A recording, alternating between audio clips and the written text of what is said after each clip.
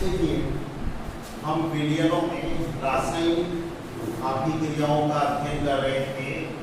तो इसमें सांद्रता विलयन में यानी जो विलय पदार्थ है उसकी सांद्रता को हम इस रूप में व्यक्त कर सकते हैं। तो इनमें हमने मोलरता, नॉर्मलता और मोलरता, इन तीनों सांद्रताओं का अध्ययन किया।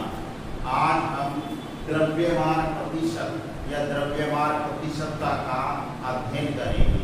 देखिए, प्रतिशत का मतलब होता है 100। जब हम 100 को आधार मानकर गणनाएं करते हैं तो वो प्रतिशत या प्रतिशतता कहलाती है। यानी विलयन के 100 भाग में उपस्थित विलय के भागों को विलयन की या उस विलय की द्रव्यमान प्रतिशतता कहते हैं। देखो दोबारा देखो, यानी विलयन के 100 भाग में उपस्थित विलय के भागों को द्रव्यमान प्रतिशतता या द्रव्यमान प्रतिशत कहते हैं। जैसे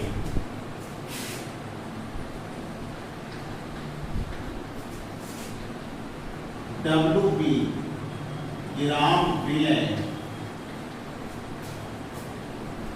WA ग्राम जल, विलायक में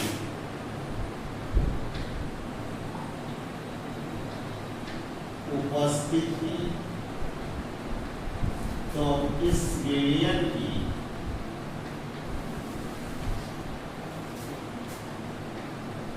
द्रव्यमान प्रतिशतता निम्न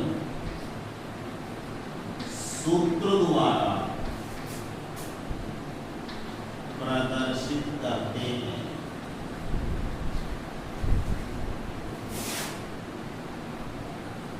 द्रव्यमान प्रतिशतता बराबर विलय का द्रव्यमान बटे विलयन का द्रव्यमान गुणा 100 बराबर विलय का द्रव्यमान WB। अच्छा, विलयन में विलय और विलायक ये दोनों पदार्थ या घटक उपस्थित होते हैं। तो इन दोनों को हम जोड़ देंगे, यानी WA प्लस WB गुणा 100। तो ये यानी उस विलयन की यानी द्रव्यमान प्रतिशतता हमें प्राप्त हो जाएगी। ठीक है, इसके बाद देखो नेक्स्ट मोल अंश। मोल अंश या मोल भिन्न, इस विलयन के दो घटक हैं। कौन कौन से हैं? विलयन के दो घटक A व B हैं। यदि A व B के मोल क्रम से Na व Nb हो तो घटक A की मोल भिन्न बराबर घटक A के मोल बटे विलयन के कुल मोल। अब देखो, घटक A के मोल Na है और A और B ये विलयन के अवयव हैं। तो Na प्लस Nb इसको हम x के द्वारा प्रदर्शित करते हैं। तो ये x है, यानी घटक विलयन का जो घटक A है उसका मोल मीडिया मोल अंश हो जाएगा Na बटे Na प्लस Nb। इसी प्रकार से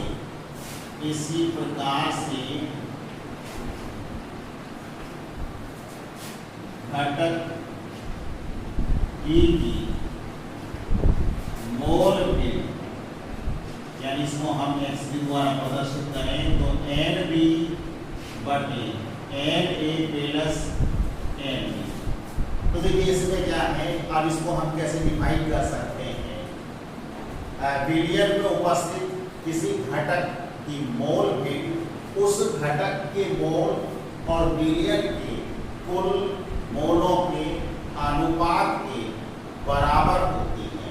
यानी किसी भी घटक की हमें मोल वेट याद करनी हो तो उस घटक के मोल और विलियन के कुल जो मोल है इनका अनुपात उस विलियन या उस घटक की मोल वेट कहलाती है। इसके बाद देखिए नेक्स्ट टॉपिक देखो, सीमांत अभिकर्मक।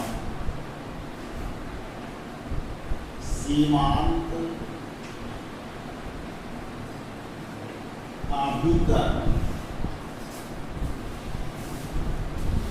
तो ये सीमांत अभिकर्मक क्या होता है? देखिए किसी विलियन में उपस्थित वह घटक, जैसे हम रासायनिक अभिक्रियाएं हो रही है तो रासायनिक अभिक्रियाओं में जो अभिकारक है ये क्रिया करके उत्पादों का निर्माण करते हैं। तो हम ये कहते हैं कि भाई अभिकारकों में से वह अभिकारक जिसके सभी मोल उत्पाद बनाने में काम आ जाते हैं उसे सीमांत अभिकर्मक कहते हैं।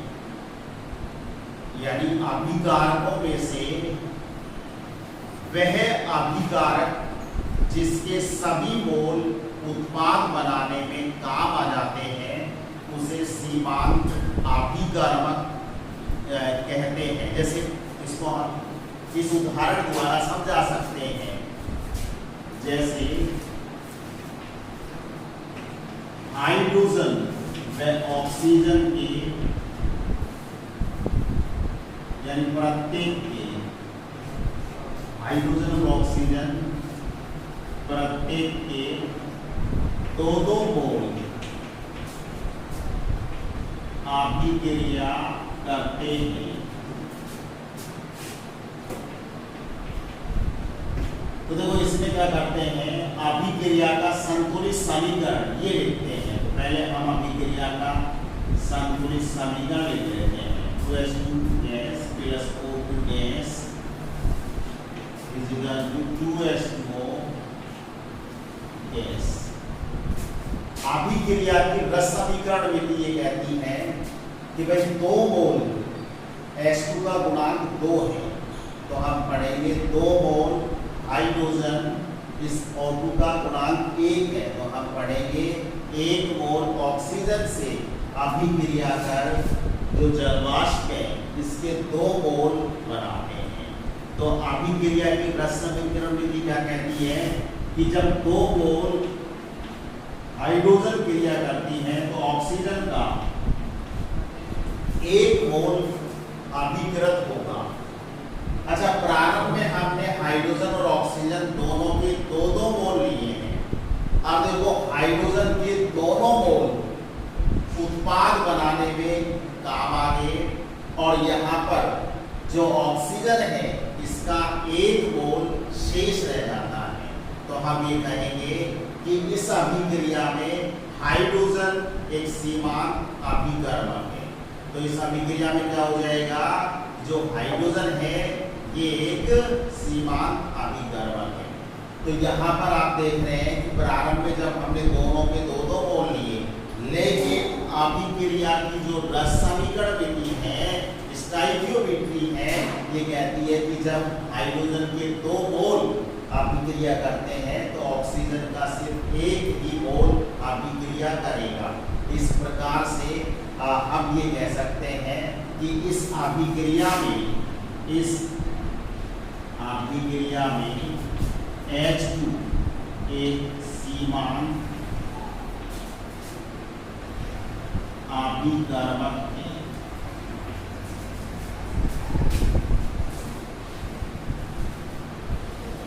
इसके बाद देखो स्टाइकियोमेट्री, नेक्स्ट हेडिंग देखो स्टाइकियोमेट्री और स्टाइकियोमेट्री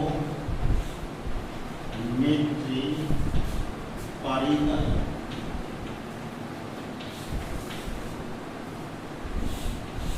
अच्छा, यहाँ पर जो स्टाइकियोमेट्री है, स्टाइकियोमेट्री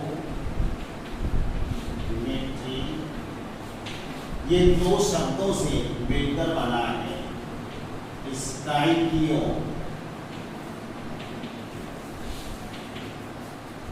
यानी तत्व और मेट्रोन यानी मापन। तत्व का मापन, इसका जो अर्थ है स्टाइकियोमेट्री का, तत्व का मापन है। अब देखो इसमें क्या होता है कि जब भी हम किसी अभिक्रिया का संतुलित रासायनिक समीकरण लिखते हैं तो वह उसकी स्टाइकियोमेट्री या रस समीकरण विधि कहलाती है। और उस अभिक्रिया में जो भी अभिकारक या उत्पाद हैं उनके जो गुणांक हैं ये उनके मोल या अणुओं की जो संख्या है उसको व्यक्त करते हैं। तो किसी रासायनिक अभिक्रिया के संतुलित जो समीकरण है, रस समीकरण विधि जो समीकरण है, उससे हमें किन किन बातों की जानकारी होती है। तो देखिए इसमें जैसे हम एक उदाहरण लेते हैं, जैसे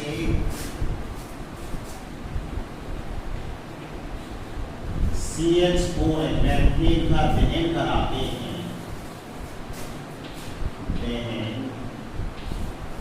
तो इससे CO2 और जल बनता है या गैस। तो देखो इसमें इसको 2 से गुणा कर देते हैं।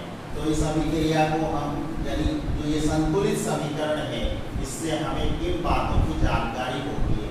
नंबर 1 क्या है कि मैथेन का गुणांक 1 है, O2 का गुणांक 2 है, कार्बन डाइऑक्साइड का गुणांक 1 है और जल या जलवाष्प का जो गुणांक है वो 2 है। तो हम इसको पढ़ेंगे कि 1 मोल मैथेन 2 मोल ऑक्सीजन से क्रिया कर 1 मोल CO2 और 2 मोल जलवाष्प बनाती है। अच्छा, दूसरी तरीके से हम इसको ऐसे भी पढ़ सकते हैं कि 1 अणु मैथेन 2 अणु ऑक्सीजन से क्रिया कर 1 अणु कार्बन डाइऑक्साइड और 2 अणु जलवाष्प के बनाता है। देखो हम ये भी जानते हैं कि मानक ताप पर किसी भी गैस के 1 मोल का जो आयतन है ये सदैव 22.4 जो लीटर है ये होता है। किसी भी पदार्थ के 1 मोल का द्रव्यमान कितना होता है? 22.4 लीटर। तो यदि हम दूसरी बात क्या कर सकते हैं कि जैसे मैथेन है तो मैथेन के 22.4 लीटर, ऑक्सीजन के 2 गुणा 22.4 लीटर से क्रिया कर। अब देखो यहाँ पर इसका 1 गुणांक है तो हमने केवल 22.4 लिखा है, इसके 2 गुणांक है तो 2 मोल अभिक्रिया करेंगे तो 22.4 को हम 2 से गुणा कर देंगे। अब जो कार्बन डाइऑक्साइड है इसका 1 गुणांक है तो कार्बन डाइऑक्साइड की जो मात्रा है ये 22.4 लीटर ये बन जाएगी और जो जलवाष्प है 2 गुणा 22.4 लीटर। तो हम इसको इस तरह भी व्यक्त कर सकते हैं। नंबर 4 कंडीशन क्या है? देखो CH4 का मोलर द्रव्यमान ज्ञात कर लेते हैं तो ये 16 ग्राम हो गया। 16 दूनी 32 और 32 दूनी 64, ये 64 ग्राम ऑक्सीजन से क्रिया करेगा तो कार्बन डाइऑक्साइड के 12 प्लस 16 दूनी 32 बराबर 44 ग्राम ये प्राप्त होंगे और जो जल है 2 प्लस 16 बराबर 18 दूनी 36 ग्राम जो जल है या जलवाष्प है ये प्राप्त हो जाएगा। तो इस तरह से हम रासायनिक जो अभिक्रिया है उसके संतुलित समीकरण से यानी विभिन्न जो तत्व का मापन है, पदार्थ है, उनकी मात्राएं, उनके आयतन यानी अभिकारक जो उत्पाद हैं उनके आयतन और उनकी जो मात्राएं हैं उनका परिकरण कर सकते हैं। तो देखिए इसमें कुछ न्यूमेरिकल्स हैं, इनका अध्ययन करना और इस तरह से जो है ये गणनाएं हो जाएंगी।